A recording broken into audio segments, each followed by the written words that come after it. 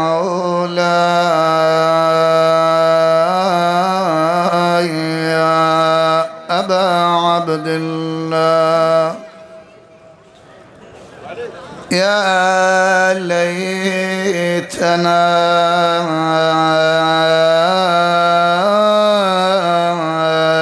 نرزق شفاعتكم فنفوز فوزا عظيما. قف لي هنيئة يا سايق الأضعاف الذي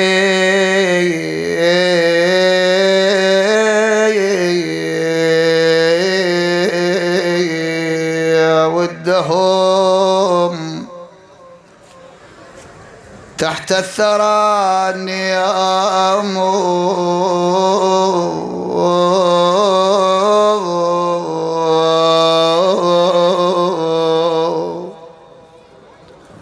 بدمعي أغسل أبدانا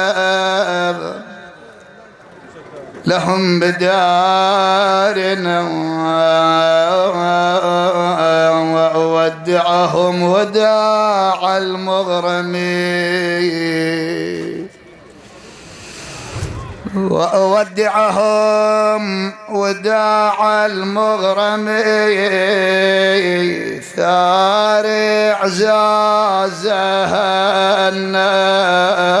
بويا كلش علينا عزازهن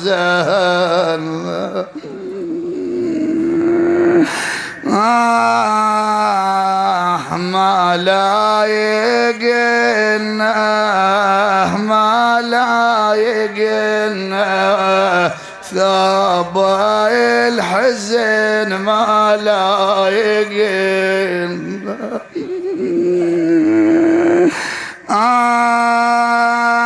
بويا سكناها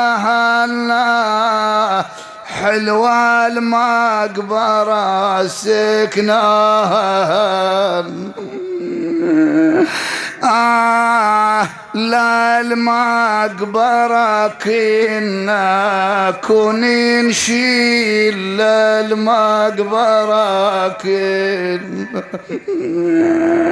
الله يحفظه داخل شويد العقيل من أهل سوق الشيوخ هذا الشاعر عيد كام نزلنا يبا خطار يا العيد كام نزلنا لا نرجع لهنا يبا الظهرون لا نرجع لها. يقول الشاعر لم يسمع زين العابدين جوابا من المولى أبي عبد الله قال ما جاوباني نخيت الأبو ما جاوباني بويا مدري نساني أظن التهى وما أدري نسان بعد متحير تراني بويا وداعتك متحير ترى بعد يسأل الوالد يسأل العزيز يسأل الحبيب زينب تنظر لزين العباد صلوات الله عليه يا ابن أخي لمن تخاطب قال عم زينب أخاطب والدي قالت لما ينفع عتاب للموت وما ينفع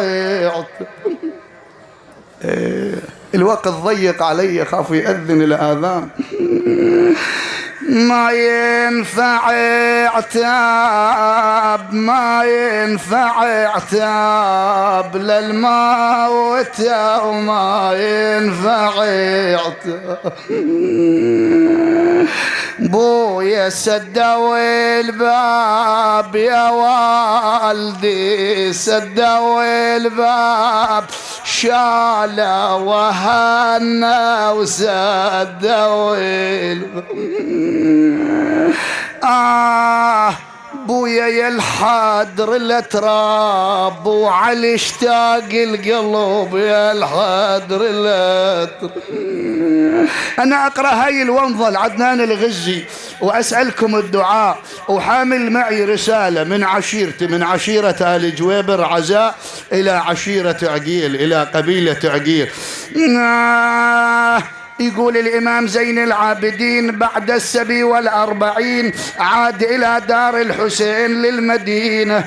قال بويا ما نريد هذا البيت، بويا ما نريد. ليش مولاي زين العابدين لما هكذا؟ قال صارت بعيدة، ردت أبوي علي صارت بعيدة. أبويا واللي يريد سوى الوقت، واللي يريد